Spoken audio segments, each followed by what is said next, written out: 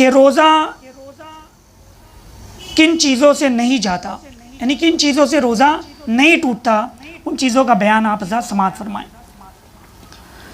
सही बुखारी व मुस्लिम शरीफ में अबू हुरैरा रज़ियल्लाहु ताला अन्हु से मरवी है, रसूलुल्लाह सल्लल्लाहु अलैहि वसल्लम फरमाते हैं, जिस रोज़ेदार ने भूल कर खाया पिया वो अपने रोज़े को पूरा करे, उसे अल्लाह अज़्ज़ा वजल ने खिलाया पिलाया। यानी भूल कर खाने पीने से रोज़ा नहीं टूटता। एक और हदीस समाअत फरमाएं तिरमिज़ी शरीफ की, हज़रत अनस रज़ियल्लाहु ताला अन्हु से रावी है कि एक शख्स ने खिदमत अक़दस में हाजिर होकर अर्ज़ की कि मेरी आँख में मर्ज़ है, क्या रोज़े की हालत में सुरमा लगाऊं? फरमाया हाँ। अब मसाइल समाअत फरमाएं। भूल कर खाया पिया, जिमा किया, रोज़ा फासिद न हुआ, हाँ रोज़ा फ़र्ज़ हो या नफिल, और रोज़े की नीयत से पहले ये चीज़ें पाई गई या बाद में, मगर जब याद दिलाने पर भी याद ना आया कि रोज़ेदार है तो अब फासिद हो जाएगा, बशर्त ये कि याद दिलाने के बाद ये अफ़ाल वाक़े हों, मगर इस सूरत में कफ़ारा लाजिम नहीं। भूल कर खाया पिया या जिमा किया तो उससे रोज़ा फासिद ना हुआ। खाना खा रहा था एक शख्स रोज़े की हालत में, किसी ने याद दिला दिया तो अब उसे चाहिए कि वो रुक जाए। अगर वो नहीं रुकता, खाना बदस्तूर जारी रखा, तब तो फिर उसका रोज़ा टूट जाएगा। किसी रोज़ेदार को इन अफ़ाल में देखे तो याद दिलाना वाजिब है, याद ना दिलाया तो गुनहगार हुआ। यानी किसी रोज़ेदार को आप देखें कि वो खा रहा है या पानी पी रहा है, तो हो सकता है भूल से खा रहा होगा, भूल से पी रहा हो, तो आप पर याद दिलाना वाजिब है। अगर आप उसे याद नहीं दिलाएंगे तो तू रोज़ेदार है, तू खा रहा है, तो अगर आप गुनहगार होंगे। मगर जब वो रोज़ेदार बहुत कमज़ोर है कि याद दिलाएगा तो वो खाना छोड़ देगा, और कमज़ोरी इतनी बढ़ जाएगी कि रोज़ा रखना दुश्वार होगा, और खा लेगा तो रोज़े में भी अच्छी तरह पूरा कर लेगा, देगर इबादतें भी बखूबी अदा कर लेगा, तो उस सूरत में याद ना दिलाना बेहतर है।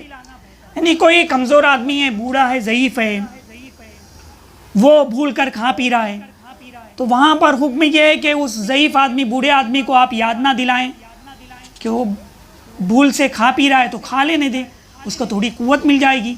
लेकिन अगर कोई ताकतवर शख्स है, नौजवान है, हट्टा कट्टा है, वो रोज़े की हालत में भूल कर खा पी रहा है, तो उसको याद दिलाना आप पर ज़रूरी है। याद नहीं दिलाएंगे तो आप गुनहगार होंगे।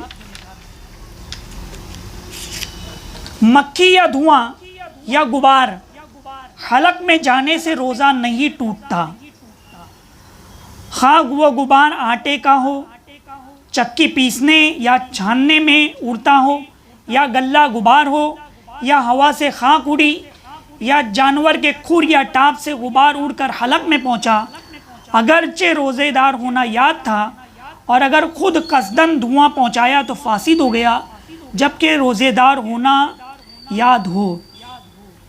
हाँ वो किसी चीज़ का धुआं हो और किसी तरह पहुंचाया हो, यहाँ तक कि अगर बत्ती वगैरह खुशबू सुलगती थी, उसके मुंह करीब करके धुएं को नाक से खींचा, रोज़ा जाता रहा। यूं ही हुक्का पीने से भी रोज़ा टूट जाता है, और अगर रोज़ा याद हो और हुक्का पीने वाला अगर पिएगा तो कफ़ारा भी लाजिम आएगा। यानी रोज़े की हालत में मक्खी या धुआं या गुबार हलक में चला जाए तो इससे रोज़ा नहीं टूटेगा। हाँ गुबार गेहूँ पीसने वाली चक्की हो, आटा पीसने वाली चक्की हो, उसका गुबार उड़ा, या गल्ला या उसका गुबार उड़ा, खाक उड़ी, तो ऐसी सूरत में रोज़ा नहीं टूटेगा। लेकिन अगर जानबूझकर कोई अगरबत्ती जल रही है, उसके करीब जाकर के उसका धुआं नाक में ले रहा है, तो ऐसी सूरत में फिर रोज़ा टूट जाएगा। बिला कसद हो, कहीं पर अगरबत्ती जल रही है, वो हवा में मिली, वो अलग बात है, लेकिन अगर कोई जानबूझ करके करेगा तब तो फिर रोज़ा टूट जाएगा। यूं ही हुक्का पीने से भी, अगर धुआं मुंह में लेंगे, हुक्का पिएंगे, तो उससे भी रोज़ा टूट जाएगा। भरी संगी लगवाई या तेल या सुरमा लगाया तो रोज़ा न गया, अगरचे तेल या सुरमा का मज़ा हलक में महसूस होता हो, बल्कि थूक में सुरमे का रंग भी दिखाई देता हो, जब भी नहीं टूटा। यानी तेल लगाने से रोज़ा नहीं टूटता, सुरमा लगाने से भी रोज़ा नहीं टूटेगा, अगरचे उसका मज़ा हलक में महसूस हुआ तब भी रोज़ा नहीं टूटेगा। यानी तेल और सुरमा रोज़े की हालत में लगा सकते हैं। बोसा लिया मगर इंजाल ना हुआ तो रोज़ा नहीं टूटा। यानी अगर मियाँ बीवी आपस में बोसा लेते हैं और इंजाल नहीं हुआ तो तब फिर रोज़ा नहीं टूटेगा। गुस्ल किया और पानी की खुनकी अंदर महसूस हुई या कुल्ली की और पानी बिल्कुल फेंक दिया, सिर्फ कुछ तरी मुंह में बाकी रह गई, थूक के साथ उसे निगल गया या कोई और हलक में उसका मज़ा महसूस हुआ, मतलब ये इस सूरत में फिर रोज़ा नहीं टूटता। गुस्ल कर रहा था, पानी की खुनकी हलक में महसूस हुई, कुल्ली करते वक्त कुल्ली हमने की, मुंह में पानी लिया, उसके बाद पानी हम उगल देते हैं, लेकिन कुछ तरी मुंह में बाकी रह जाती है, फिर उसको थूक के ज़रिए हलक में चली गई, तो ऐसी सूरत में कुछ तरी बाकी थी मुंह में, वो अंदर चली गई, ऐसी सूरत में रोज़ा नहीं टूटेगा। कान में पानी चला गया या तिनके से कान खुजाया,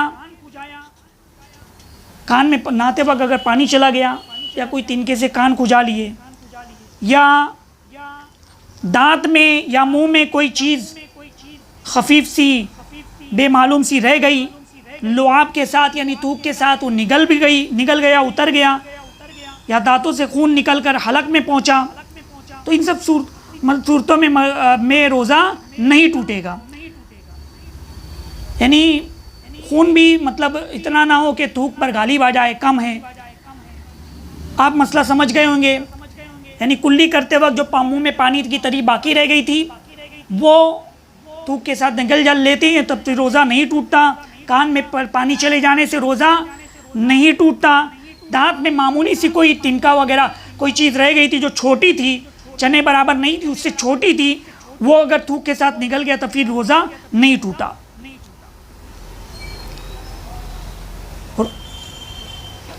बात करने में थूक से होठ तर हो गए और उसे पी गया, या मुंह से राल टपकी मगर तार टूटा न था कि उसे चढ़ाकर पी गया, या नाक में रीट आ गई बल्कि नाक से बाहर हो गई मगर मुनक़ता ना हुई थी कि उसे चढ़ाकर निगल गया, या खंखार मुंह में आया और खा गया, अगरचे कितना हो रोज़ा ना जाएगा, मगर इन बातों से एहतियात ज़रूरी है।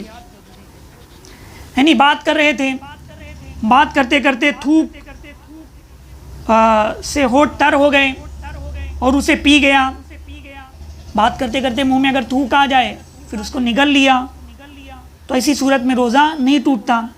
मुंह से राल टपकी, यानी वो मुंह से अगर जुदा नहीं हुई थी उसको वापस मुंह में ले लिया, या नाक निकल रही थी सर्दी की वजह से वो अंदर ले ली, तो इन तमाम सूरतों से रोज़ा मतलब नहीं टूटेगा, लेकिन इन तमाम चीज़ों से एहतियात करनी चाहिए। मक्खी हलक में चली गई, रोज़ा ना गया, और कस्दन उंगली की तो जाता रहा।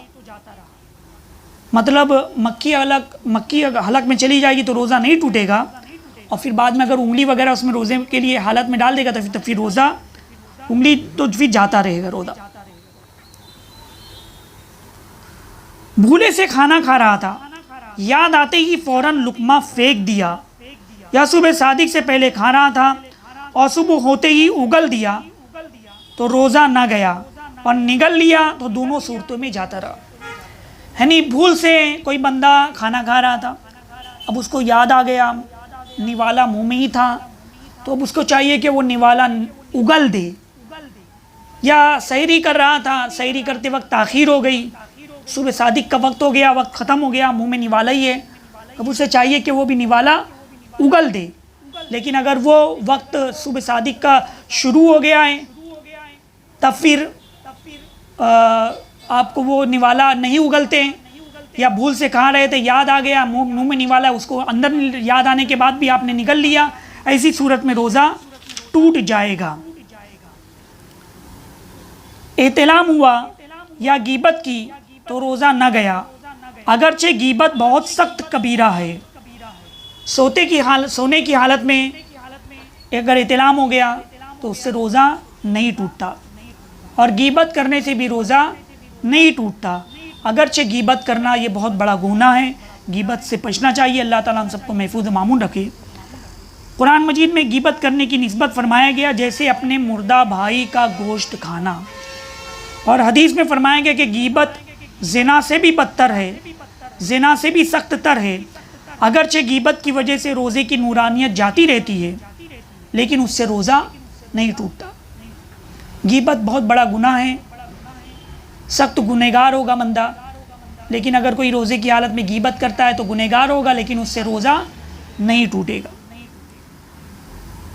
जनाबत की हालत में सुबह की, बल्कि अगर सारे दिन वो जुन्ब रहा तो रोज़ा ना गया। यानी किसी के ऊपर गुस्ल फ़र्ज हो गया था, नापाक हो गया, इसी हालत में उसने सुबह की और अब पूरा दिन वो नापाकी की हालत में रहा, नहाया नहीं, तो ऐसी सूरत में रोज़ा नहीं टूटता, मगर इतनी देर तक कसदन गुस्ल ना करना कि नमाज क़ज़ा हो जाए, गुनाह वो हराम है। हदीस में फरमाया कि जुन्ब जिस घर में होता है उसमें रहमत के फरिश्ते नहीं आते। यानी रोज़े की हालत में अगर कोई बंदा नापाक है, पूरा टाइम नापाकी में गुजर गया, तो रोज़ा तो उसका हो जाएगा, लेकिन ऐसा करना ये कि नमाज भी क़ज़ा हो जा रही है तो ये तो गुनाह और हराम है।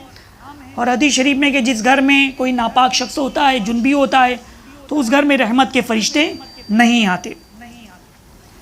तिल या तिल के बराबर कोई चीज़ चबाई और थूक के साथ हलक से उतर गई तो रोज़ा ना गया, मगर जबकि उसका मज़ा हलक में महसूस होता हो तो रोज़ा जाता रहा। तिल या तिल के बराबर कोई चीज़ चबाई, थूक के साथ हलक से उतर गई तो रोज़ा ना गया। यानी तिल बहुत छोटी बारीक चीज़ होती है, वो किसी वजह मतलब मुंह में रह गई या उसको चबा ली और फिर उसको निगल भी गया तो रोज़ा नहीं टूटा।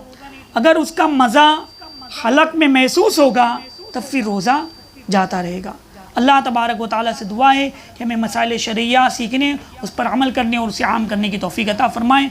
हम अलैना इल्लल बलाग। अस्सलामु अलैकुम व रहमतुल्लाहि व बरकातुहू।